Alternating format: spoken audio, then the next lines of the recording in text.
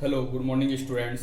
राजीव गुरुकुल में आप लोग का फिर से स्वागत है स्टूडेंट्स। आज हम पढ़ाएंगे टू पोर्ट नेटवर्क और टू पोर्ट नेटवर्क में भी बताएंगे student inter relationship at different parameter. मतलब आपका सबसे पिछले वीडियो में बता चुके हैं स्टूडेंट कि जेड पैरामीटर किसको बोलते हैं, वाई पैरामीटर किसको बोलते हैं, एच पैरामीटर किसको बोलते हैं, एबीसीडी पैरामीटर किसको बोलते हैं। हम किसी भी सर्किट का जेड पैरामीटर कैसे निकालेंगे, किसी भी सर्किट का वाई पैरामीटर कैसे निकालेंगे, किसी भी सर्किट का एच पैरामीटर कैसे निकालेंगे, किसी भी सर्किट का एबीसीडी पैरामीटर कैसे निकालेंगे स्टूडेंट, ये पिछले वीडियो में हम ये सब बता चुके हैं। आज हम बताएंगे कि inter relationship between difference parameter. इसका मतलब इसका मकसद ये है स्टूडेंट कि आपका जेड पैरामीटर और वाई पैरामीटर में क्या रिलेशन है, वाई पैरामीटर और एच पैरामीटर में क्या रिलेशन है, एच पैरामीटर और एबीसीडी पैरामीटर में क्या रिलेशन है। इसका मतलब है स्टूडेंट एक पैरामीटर का रिलेशन दूसरे पैरामीटर से किस तरह का है, हम कैसे डिराइव करेंगे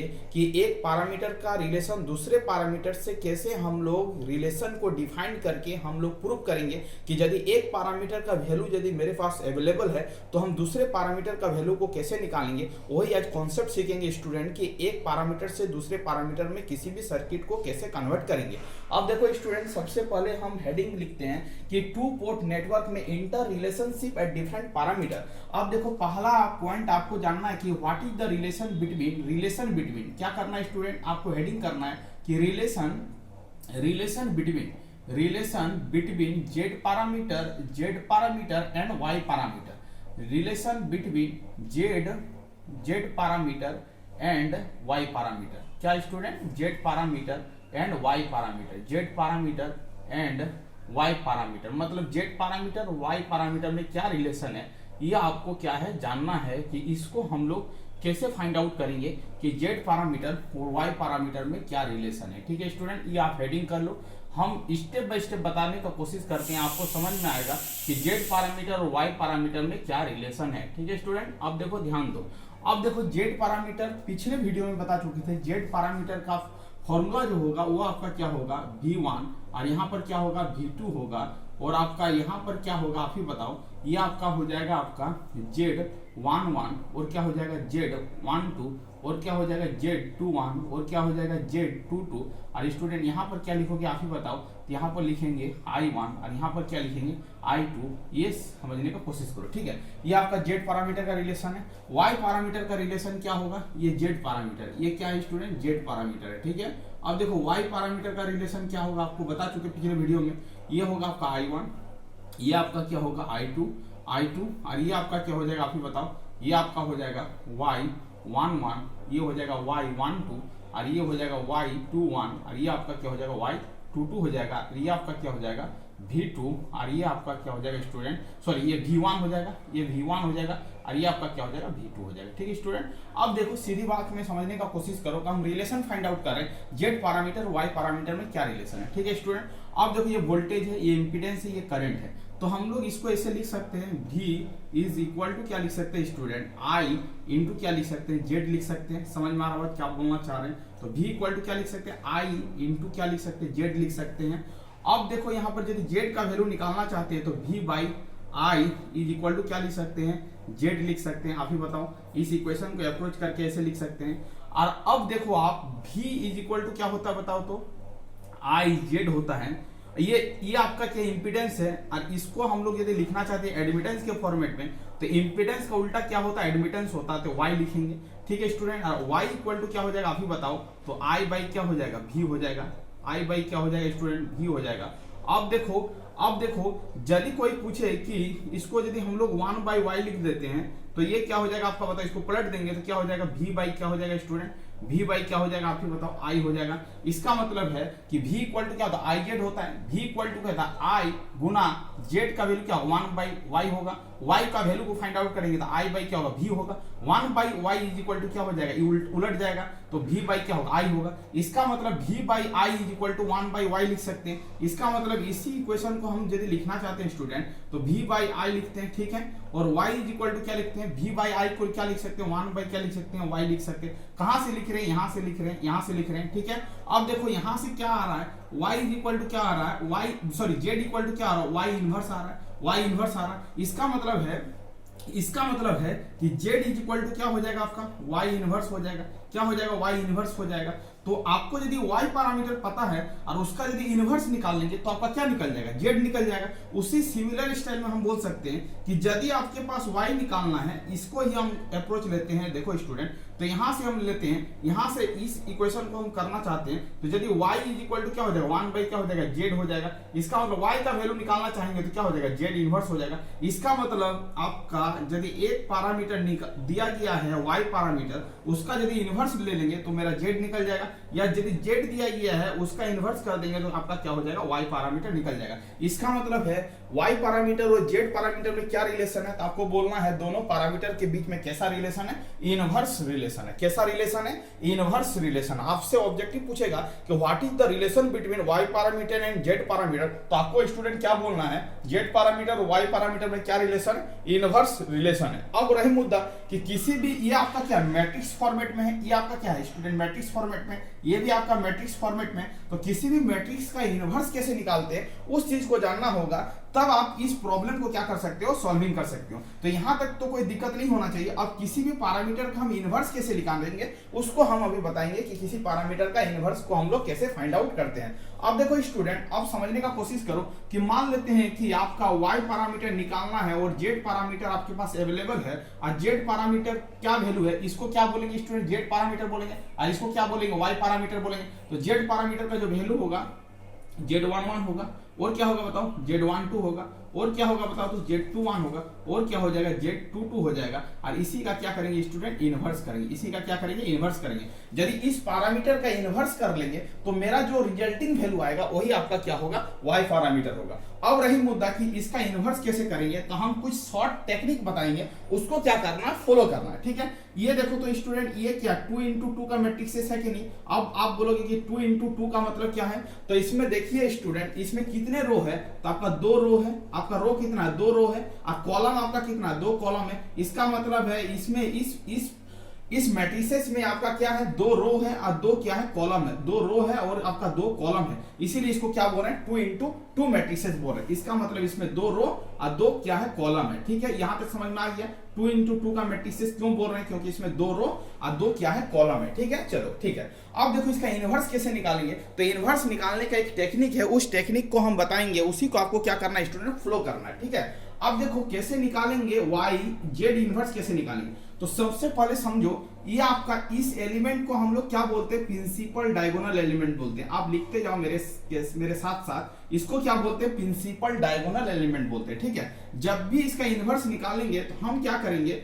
प्रिंसिपल डायगोनल एलिमेंट को हम इंटरचेंज करेंगे। इंटरचेंज बोलने का मतलब है इसका पोजीशन को क्या करेंगे स्टूडेंट? इंटरचेंज करेंगे। मतलब जहां z11 है वहां पर आपका z22 होगा, और जहां पर z22 है वहां पर आपका क्या होगा? z11 होगा। इसका मतलब है इसका पोजीशन को हम क्या कर रहे हैं?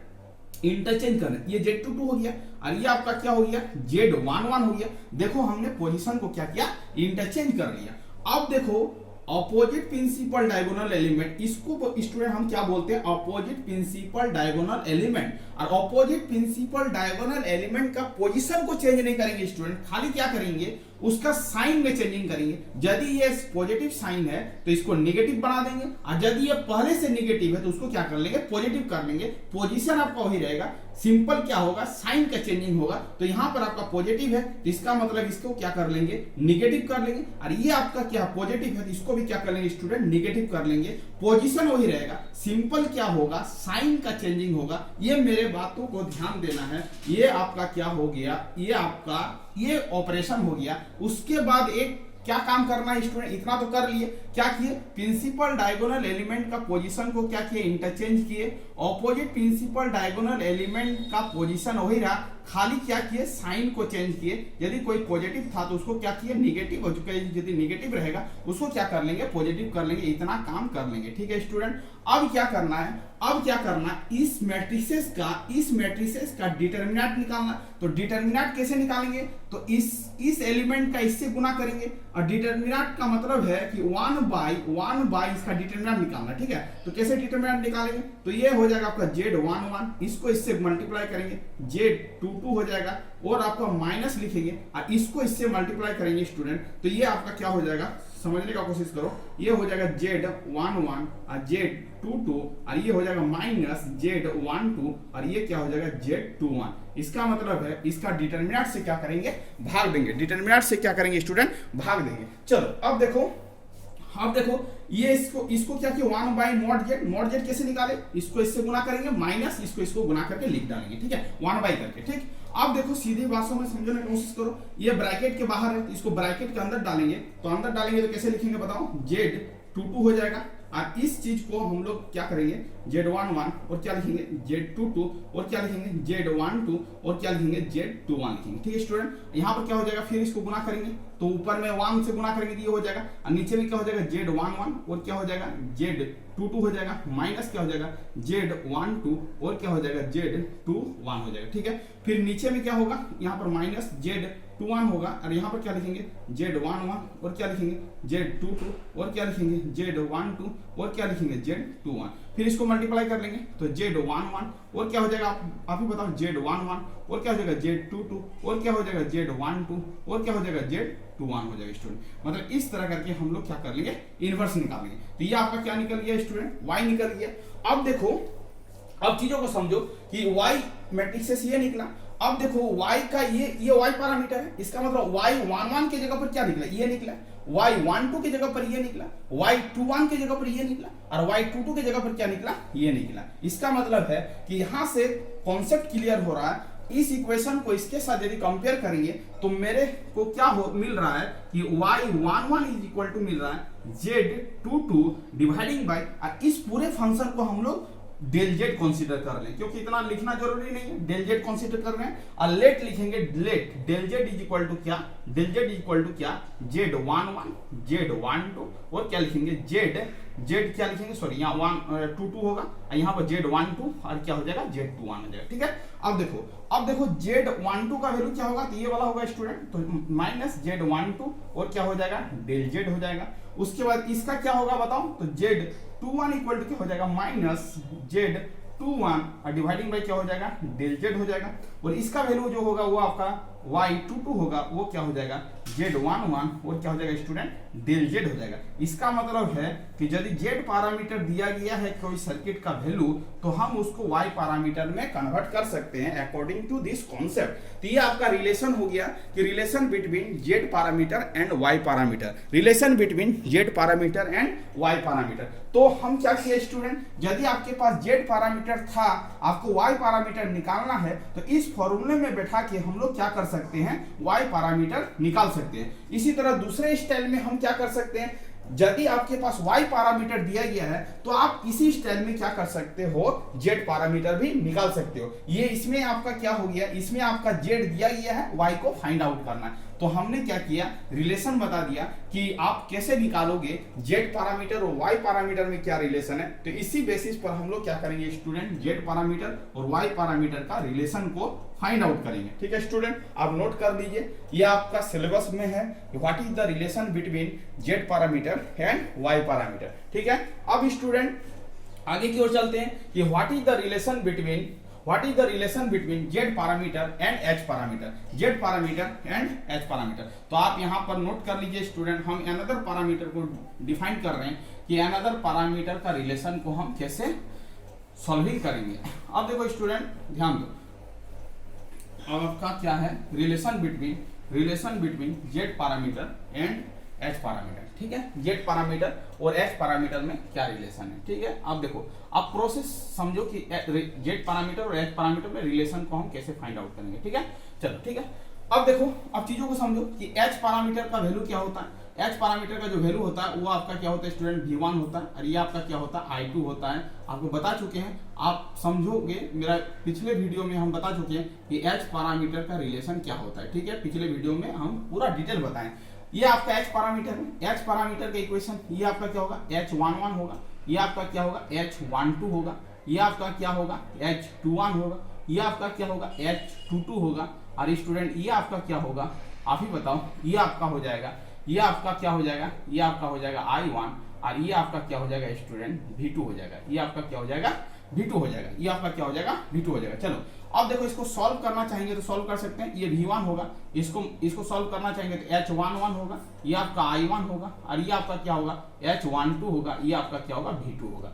फिर ये I2 निकालना चाहेंगे तो I2 निकालना चाहेंगे तो इस मैट्रिक्सेस को इससे मल्टीप्लाई करेंगे तो H21 होगा, और क्या होगा आपका I1 होगा, और आपका H22 होगा स्टूडेंट, और आपका क्या होगा V2 होगा। इसको हम इक्वेशन 1 और इसको इक्वेशन 2 कंसीडर कर ले रहे हैं, ठीक है स्टूडेंट। अब देखो जेड पैरामीटर का रिलेशन तो हम बता चुके हैं, जेड पैरामीटर का जो रिलेशन होगा V1 इज इक्वल टू क्या हो जाएगा Z11 क्या हो जाएगा I1 हो जाएगा, Z12 और क्या हो जाएगा स्टूडेंट I2 हो जाएगा, और आप यदि यहाँ पर V2 लिखना चाहते हो तो इसका रिलेशन होगा Z21 और क्या होगा I1 होगा, और आपका Z22 होगा, और क्या होगा I2 होगा। आपको पिछले वीडियो देखना होगा तभी जाके आपको समझ में आएगा, ठीक है, क्योंकि आप यहाँ पर डायरेक्ट देखोगे तो फिर दिक्कत होगा, ठीक है।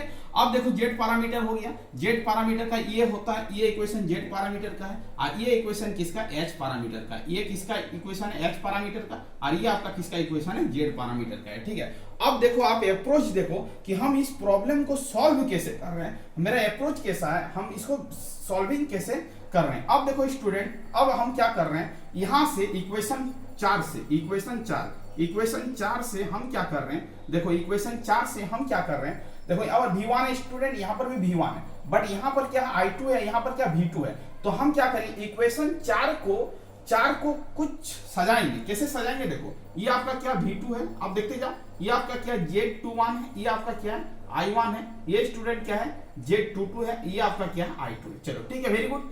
अब देखो यहां से हम I2 का वैल्यू को फाइंड आउट करें, इक्वेशन 4 से हम I2 का वैल्यू को फाइंड आउट करें। I2 का वैल्यू को कैसे फाइंड आउट कर रहे हैं आप ध्यान से समझने का कोशिश करो। ये V2 है स्टूडेंट, अब देखो इसको इधर लाएंगे तो Z21 और क्या हो जाएगा आपका I1 हो जाएगा, और ये आपका क्या हो जाएगा Z22 और क्या हो जाएगा I2 हो जाएगा। Z22 I2 से मल्टीप्लाई है, इधर लाएंगे तो डिवाइड हो जाएगा, ये V2 हो जाएगा, आप ही बताओ, और ये क्या हो जाएगा Z22 हो जाएगा, ये क्या हो जाएगा Z21 हो जाएगा, और ये आपका क्या हो जाएगा Z22 हो जाएगा स्टूडेंट, ये आपका I1 हो जाएगा, और ये आपका स्टूडेंट क्या हो जाएगा I2 हो जाएगा।